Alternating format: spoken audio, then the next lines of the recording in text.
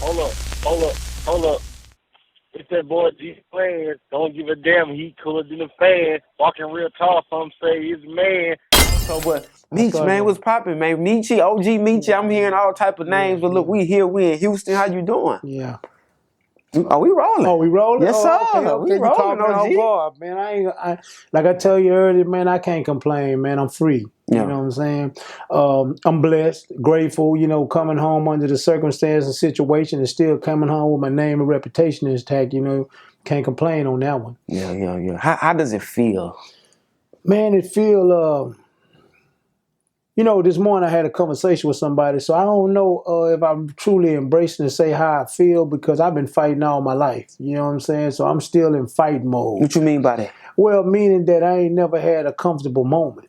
You know, so growing up, you know, I was the youngest in the pack.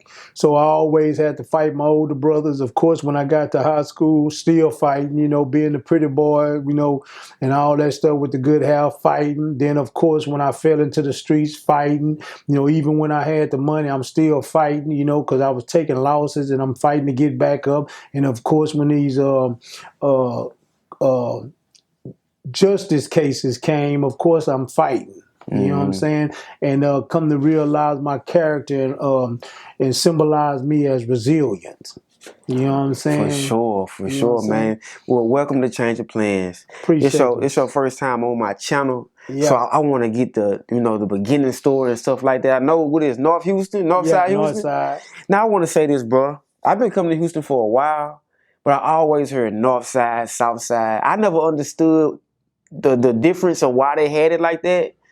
I don't know. Man, you know what? Just like Houston has a culture, even within Houston, each side of town has its culture. Yes, sir. You know, in the north side, of course, that is where I'm from, you know, but as far as the north side go, you know, the north side had back in the days had a coach, you know, they was car thieves, you know what I'm saying? The south side was hustlers, you know. So that's kind of the differentiation with the north and the south side. And of course, when you come to the southwest side, you had a few hustlers, a few car thieves, a few killers, you know what I'm saying? And then when you go to a Spring Branch, you know, of course, you got the Mexicans, they got their coaches. So it's a complex thing when you come to that. But Houston has its own culture, but like I say, within Houston, each neighborhood or each side of town has its own culture. So I guess that's the best way I can tell you about the differentiating of the situation, you know? Yeah. But I love Houston. I Yeah. like what they got going on, but Yeah. it's like it's crazy, man. We ain't going on the north side. Yeah. Well, everything on the south side anyway. Yeah. Well, north side the best side. No, the south side the best side. I'm like, yo, bro, it's Houston. I'm like, Yeah. you Well, see, know, that's because you're not from here. yeah, You yeah, know, yeah. and to be honest with you, I hate to say this, but I can say this because I'm from the north side. The north side is they didn't play themselves out. You know what I'm saying? It's like third world over there. It's depressing. Mm. It's depressing. I hate to put it like that on my side of town, but I tell you, I could say that I'm from the hole. You know what I'm saying? My mama still stay in the hole. What's the whole? Over there off of Mesa and Tidwell. Okay. You know, over there. Then I left that, went to Sea King, which is further northeast. I ended up at Fur, which is east, and I ended up in South Park at Sterling and Jones. So that's pretty much why I got a pass because I went to school on every side of town that was popping, and I went to school with any and everybody that became somebody in the city. You know what I'm saying? Yeah, I was doing my research on Yeah. it, and you was man, you said you went to school with DJ Screw We and was Sterling, DJ Screw, Fat Pat. Me and Fat Pat was best friends. We hung together. A dude named Hillman. We all did that. Of course, K Reno, Gangsta Nip. Man, I can go on and on. You know what I'm saying? You could talk about Corey Blunt. We all went to school. Lil Mud. I can go on. You know what I'm saying? The Darrell Bradleys. I went to school with all these people. You know what I'm saying? golly, Anybody that became somebody, we grew up together. You know, yeah, even the DSD1, Rick, um, you name it. straight You know what I'm up. saying? So when did it all really start for you? Like what age? As far as being in the streets or just life. I'm gonna say the street life to basically the introduction of what we see today. If you, I'm pretty sure you've seen a couple of my podcasts. Of course, my first introduction came from a family member. Being used as a mule when I was 14 years old. Put on a Greyhound bus, running drugs, not really knowing what it was. At the time, that was my first exposure. But when I really fell into the streets was about 16, 17 years old. Fairly young. Yeah, I've been in the game forever. Golly. Yeah, I've been in the game forever. Man. But I want to acknowledge these two eyes on my head. Shout out to your nephew Swift. Oh yeah, He always was talking about you. Man, this is the real Meech. This is Houston. Yes. He is Houston. Yes, he been around. When you come to Houston, you gotta sit down with him. I'm like, it's whatever. We're gonna do it. So he's an advocate for you. Yes. Like that's why I let him manage me. I know I ain't gotta look over my back, look over no contract, because he got my best interest. Yeah. Man, clean name, good face. Oh yeah. Like if you mention his name anywhere, that's a good guy. Yeah, good guy. And I know that take a lot of work to do. God fearing, keeping God first is the ultimate foundation to being a good guy. Yeah, you know what I'm saying? Because you don't have to always be good in situations, but if you keep that faith to know your morals is right, your virtues is right, then you're gonna be a good guy. You feel what I'm saying? For sure. And I want to get back to the story. You saying 16, 17, you getting introduced to this game. Yeah.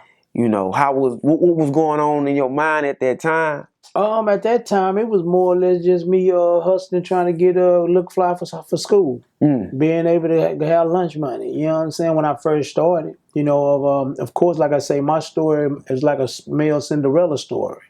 I moved with my dad and my stepmom on the north side because my stepmom didn't like my mama asking for money, and I was like the last son for my dad with my mom. So when I moved over there, I was like a male Cinderella. Lived in a garage, you know what I'm saying? I had two stepsisters, we the same age. For school, when school days came, they had $2,000-$3,000 worth of clothes. I had $300 worth of clothes. They had the Gucci's, not the Gucci's, but the Louis Vuittons, Jabots, the Jordans, the big rope chains, the leather jackets, the leather pants. Here I am. I got Mavericks, Levi's, so it came to a point to where, the way I was treated, it kind of swayed me into wanting things, and that was kind of where I first started hustling. I was just hustling just to have the silk pants, leather pants, silk shirts, back in them days, just trying to stick in with the crowd, So you, during this time, I'm pretty sure you was in school as well.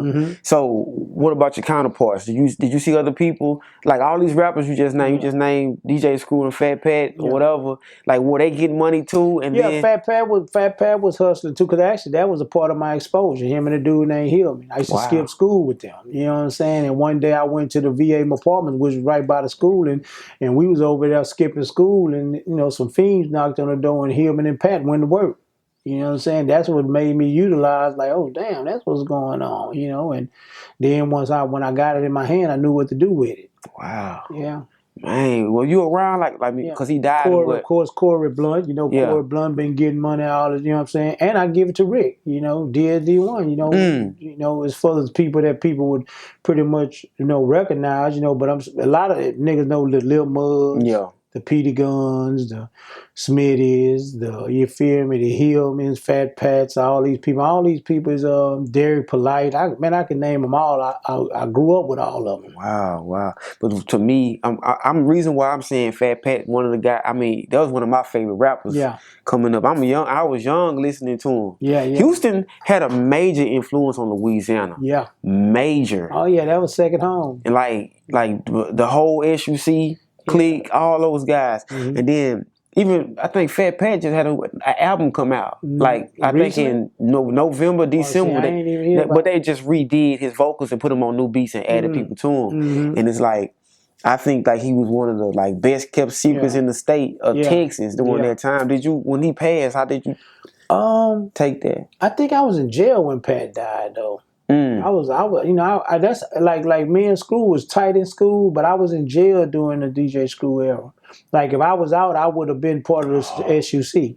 But I was in jail. I went to jail early. Wow. So I missed that. And then when I got home in '97, me and Screw bumped back into each other. But he ain't stick around too long after I got home. Yeah, man. What about Lil Kiki or was it? Man, that's my partner. They younger than me, but that's Lil Bro. Yeah, you know what I'm saying? yeah. Lil Kiki, Lil Bro. So during this time while you locked up and they going hard in the streets, they going back and forth to the Galveston to the Kappa Beach parties. I'm in Kappa Beach parties too. They coming up. Actually, the last 2000 beach party, that was the biggest Kappa Beach party with all the Jay-Z's, the Beyonce's, the Jodeci's, the E40's, the Snoop. I had fun that. Wow, I did not know that. Yeah, that big one. It was like we spent like damn near $2 million on that. I had fun that. Me and a dude named Wally Spence and another dude named Mike. You know what I'm saying? I had fun that. That was the last real big Kappa Beach party.